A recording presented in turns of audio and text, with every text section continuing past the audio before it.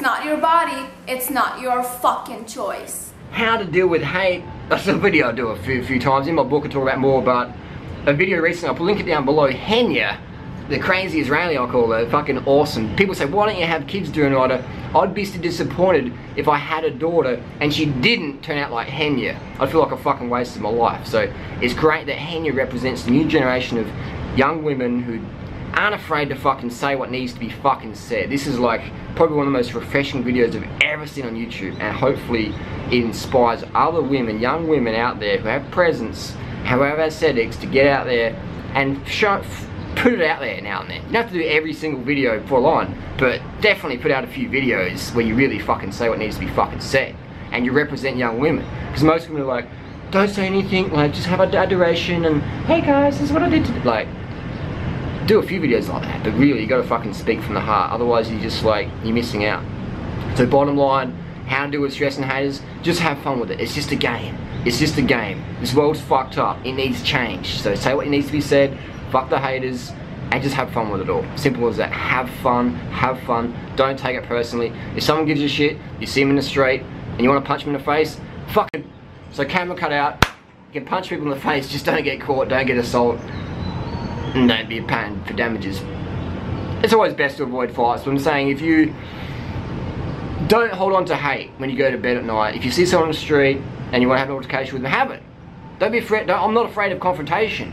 And even after it happens, you drop it as well. You know, I don't carry it with me longer than I've had so many street fight situations that, you know, after you've been knocked out a few times or knocked people out or whatever, or had these situations, or been in prison, been in court, whatever, you get desensitized to it. So my tip to be desensitized quicker is don't take it home.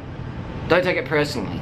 Dwell on it for maybe 10-15 minutes. Hey, maybe you could have done it better next time, whatever. Learn from it, don't dwell on it, don't hold anger in your heart.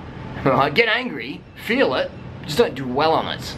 So you understand haters are gonna tap on you, whatever. If you're not getting a lot of hate and you're really speaking truth that the world fucking really needs, so you're not just doing shit, I wanna be like a victim and get some hits and like, you know, no. If you're really speaking up, if you're fucking speaking up for the fucking animals, bottom line, am I fucking speaking up for the voiceless?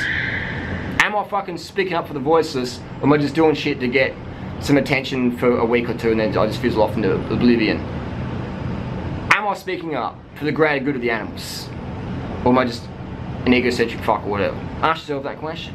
And if what you're doing needs to be done for the genuine greater good, and all the vegan community's backing you, the real vegans, not the fucking flaky fucks who are too gutless to really do anything, and they feel guilty because you're doing something that needs to be done. They're like, well, like, I know I should do that, but like, you shouldn't do that because that makes me look like a fucking flake that I am. Oh my god, I'm a flake, and I look in the mirror and no. And they give you shit about taking action because they're too gutless or afraid or undercover or whatever to take action themselves. So if that's the action you're doing and you're getting hate for that, you're on the right path. Don't dwell on that hate. Don't hold on to it very long. If you have an altercation in public with someone, do it, learn from it. Do a bit of boxing, kickboxing, learn how to defend yourself, stand up for yourself. Avoid going to court, avoid getting charges against you, things like that. Basic activism stuff. Be smart, don't do things in front of cameras.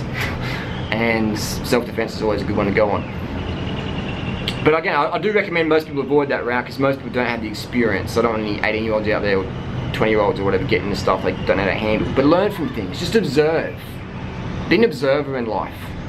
That's how I've gotten where I'm at, and just observe things. Another tip we could give would be, yeah, just don't take it personally. Like I said, mentioned again and again. Feel emotions, just don't dwell on them. Don't hold them for too long.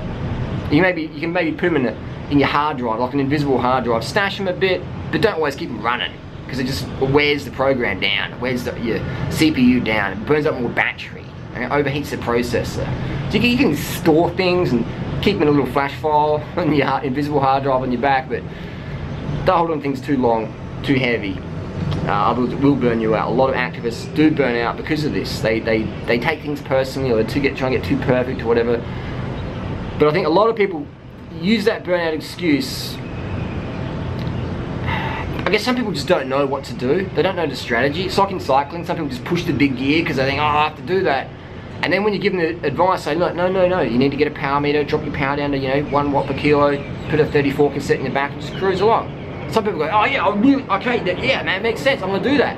And they do that. Some people say, no, like, I just can't ride my bike, you know, it's just too hard. And then there are people looking for an excuse on the way out. So you've got two types of activists. You've got activists who step up and go, alright, you know, this is full on, they get a bit of burnout, and they're like, oh, how do I avoid that? And they get the strategy, have fun, play the game, don't get caught, stuff like that, and they keep going. Or the others are like, oh, it's just too hard, like, world's just too angry and just all fucked up, and they just give up. They're looking for a way out.